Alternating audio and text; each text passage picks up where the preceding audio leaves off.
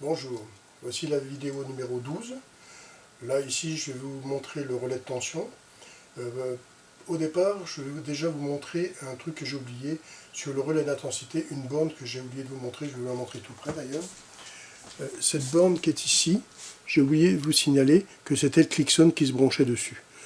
Donc c'est un petit oubli, mais c'est quand même important de dire que c'est Clixon qui se branchait dessus. Je vous ai montré que le condensateur était là et qu'on alimentait la bobine ici. Au-dessus, je veux dire, pardon. Excusez-moi. Bon, maintenant le relais de tension. Alors, le relais de tension, lui, c'est pour les moteurs un peu plus puissants. On va dire plus ou moins à partir d'un demi-cheval à peu près. Voire trois quarts, ça dépend, mais plutôt vers un demi-cheval. Bon, je ne rentre pas des explications des chevaux, des puissances et tout ça. Hein. C'est un autre domaine. Je vous l'expliquerai par la suite dans les autres vidéos. Donc ici, le relais de tension, il est fait vraiment différemment de l'autre. Il va, comme son nom l'indique, il va contrôler la tension. L'autre, il contrôlait l'intensité. Pour contrôler l'intensité, ou pour la lire, on doit se mettre en série. À part si on n'a une pince en permétrique. Mais si on n'a pas de pince en permétrique, avec un multimètre, on est obligé de se mettre en série. Et bien, le relais d'intensité, c'était ça. Donc maintenant, le relais de tension, nous, on va se mettre en parallèle sur une alimentation. Alors comment il est fait? Je vais vous le montrer, j'en ai cassé un à l'intérieur. Je vais vous montrer déjà les bornes. Donc vous avez le bornier qui est ici, avec les numéros et tout. Donc vous avez différents numéros qui sont repris dessus. On les voit peut-être pas trop bien ici, je sais pas si on les voit bien. Je vois le numéro 2 ici, le numéro 2 est ici, le numéro 5 est ici. Donc conclusion, ce serait peut-être le 1 qui serait ici. Et ici le 6. Ça, je sais que c'est le 6 ici. Ok.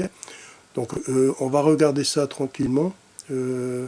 Sur le déjà, on verra au tableau, mais pour le moment, on va voir à l'intérieur. Alors vous voyez, c'est une bobine comme on voit sur les contacteurs et tout. C'est une grosse bobine avec plein de petits fils. Donc vous voyez, les petits fils qui sont dessus, c'est vraiment des petits fils.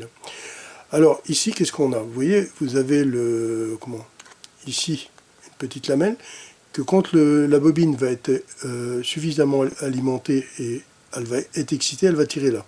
Et vous voyez, quand elle tire là, elle m'ouvre un contact. Vous voyez, le contact quand il s'ouvre. Voilà. On va essayer de voir le contact un peu mieux. Le contact, que je ne dise pas de bêtises, voilà, il est ici, on le verra mieux. Donc ici, vous voyez le contact, voilà, le contact est ici. Et vous voyez, j'alimente ici, vous voyez, j'ouvre à chaque fois. Voilà, on voit mieux là. Voilà, le contact ici, vous voyez, il s'ouvre.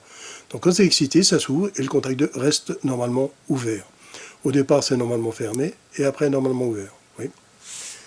Donc ici, je vais l'expliquer au tableau. Donc au tableau, comment c'est? J'ai mon alimentation ici, bon, j'ai mon fameux thermostat ici, j'alimente ici, on va dire que c'est le neutre, et ici ma phase ici. Donc la fameuse sinusoïde.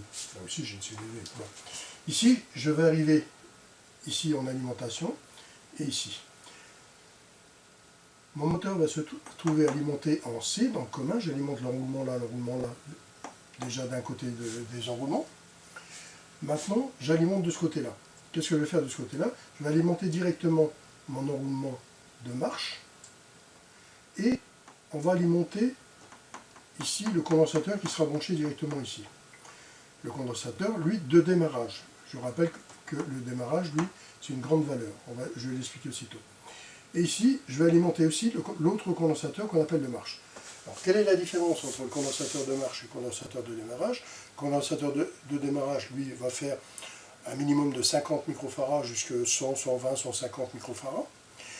Et l'autre condensateur de marche, lui, il est beaucoup plus faible. Il a 30 microfarads en gros, voire un peu moins. Mais bon, il sera dans ces zones-là. Il ne sera pas beaucoup plus. Okay, donc, il y en a. Donc, nous autres, dans le métier du froid, on les reconnaît. Le condensateur de démarrage, en général, il est noir. C'est un condensateur noir en plastique. Et il y a une grosse valeur inscrite dessus. L'autre, il est en plastique blanc ou gris, mais souvent blanc. Et il est en plastique aussi. Des fois métallique, ça arrive qu'il est métallique aussi. Okay, donc je vais vous expliquer comment ça fonctionne. Donc ici, j'alimente ici, je charge mon condensateur. Donc pour le moment, c'est, on va dire, la sinusoïde numéro 1, comme j'avais avec mon condensateur, mon relais d'intensité. Et je ressors avec la sinusoïde numéro 2. Donc ici, j'arrive ici. Qu'est-ce que je fais? J'alimente là mon relais de tension, j'alimente mon enroulement de démarrage, je veux dire, et le condensateur qui est ici, lui, alimente aussi de ce côté-là. Lui va servir après que mon moteur est démarré. Donc ici, je répète, j'alimente là, j'alimente ici directement. Dès que j'ai envoyé l'alimentation ici, le moteur démarre. Donc il démarre, pourquoi? Parce que j'ai un contact normalement fermé.